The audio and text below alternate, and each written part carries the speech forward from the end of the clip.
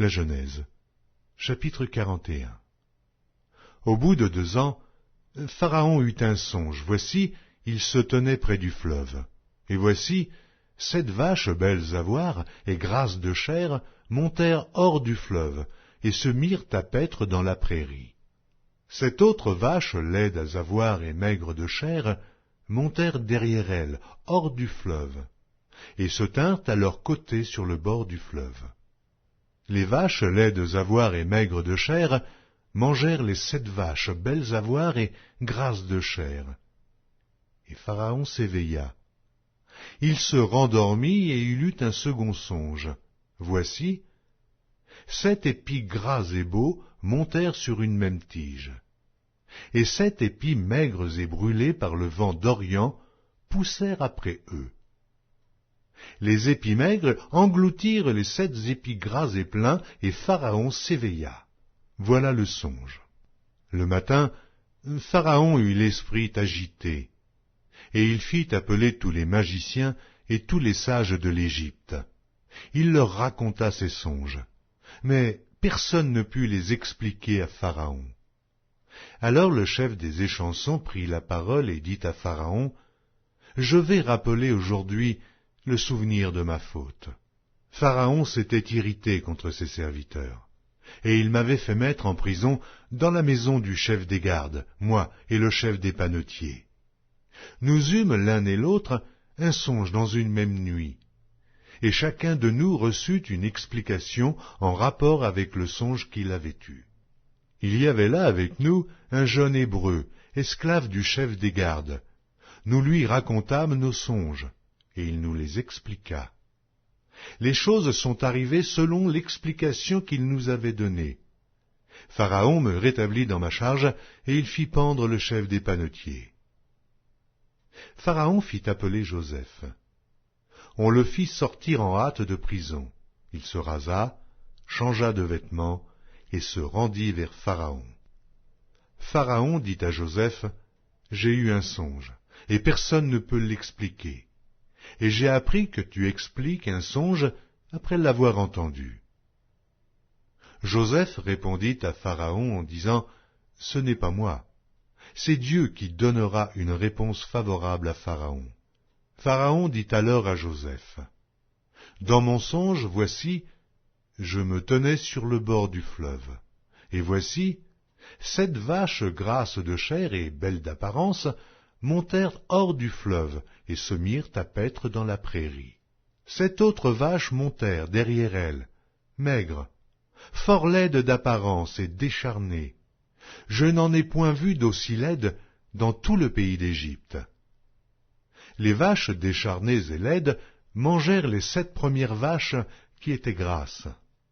Elles les engloutirent dans leur ventre sans qu'on s'aperçût qu'elles y fussent entrées, et leur apparence était laide comme auparavant, et je m'éveillai. Je vis encore un songe, 7 épis, pleins et beaux, qui montèrent sur une même tige, et 7 épis, vides, maigres, brûlés par le vent d'Orient, poussèrent après eux. Les 7 épis maigres engloutirent les 7 beaux épis. Je l'ai dit aux magiciens, mais personne ne m'a donné l'explication. Joseph dit à Pharaon, « Ce qu'a songé Pharaon est une seule chose. Dieu a fait connaître à Pharaon ce qu'il va faire. Les 7 vaches belles sont 7 années, et les 7 épis beaux sont 7 années. C'est un seul songe. Les 7 vaches décharnées et laides qui montaient derrière les premières sont 7 années. Et les 7 épis vides, brûlés par le vent d'Orient, seront 7 années de famine. » Ainsi, comme je viens de le dire à Pharaon, Dieu a fait connaître à Pharaon ce qu'il va faire. Voici, il y aura 7 années de grande abondance dans tout le pays d'Égypte. 7 années de famine viendront après elles, et l'on oubliera toute cette abondance au pays d'Égypte, et la famine consumera le pays. Cette famine qui suivra sera si forte qu'on ne s'apercevra plus de l'abondance dans le pays. Si Pharaon a vu le songe se répéter une seconde fois, c'est que la chose est arrêtée de la part de Dieu, et que Dieu se hâtera de l'exécuter. Maintenant que Pharaon choisisse un homme intelligent et sage, et qu'il le mette à la tête du pays d'Égypte. Que Pharaon établisse des commissaires sur le pays pour lever 1/5 des récoltes de l'Égypte pendant les 7 années d'abondance. Qu'il rassemble tous les produits de ces bonnes années qui vont venir. Qu'il fasse, sous l'autorité de Pharaon, des amas de blé, des approvisionnements dans les villes, et qu'ils en aient la garde. Ces provisions seront en réserve pour le pays, pour les 7 années de famine qui arriveront dans le pays d'Égypte, afin que le pays ne soit pas consumé par la famine. Ces paroles plurent à Pharaon et à tous ses serviteurs. Et Pharaon dit à ses serviteurs, « Trouverions-nous un homme comme celui-ci, ayant en lui l'Esprit de Dieu ?» Et Pharaon dit à Joseph, « Puisque Dieu t'a fait connaître toutes ces choses, il n'y a personne qui soit aussi intelligent et aussi sage que toi. Je t'établis sur ma maison, et tout mon peuple obéira à tes ordres. Le trône seul m'élèvera au-dessus de toi. » Pharaon dit à Joseph, « Voici, je te donne le commandement de tout le pays d'Égypte. » Pharaon ôta son anneau de la main et le mit à la main de Joseph. Il le revêtit d'habits de fin lin, et on lui mit un collier d'or au cou. Il le fit monter sur le char qui suivait le sien, et l'on criait devant lui, « À genoux !» C'est ainsi que Pharaon lui donna le commandement de tout le pays d'Égypte. Il dit encore à Joseph, « Je suis Pharaon, et sans toi, personne ne lèvera la main, ni le pied, dans tout le pays d'Égypte. » Pharaon appela Joseph du nom de Tsaphnath-Panéach, et il lui donna pour femme Asnath, fille de Potiphéra, prêtre d'On.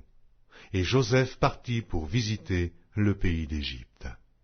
Joseph était âgé de 30 ans lorsqu'il se présenta devant Pharaon, roi d'Égypte, et il quitta Pharaon, et parcourut tout le pays d'Égypte.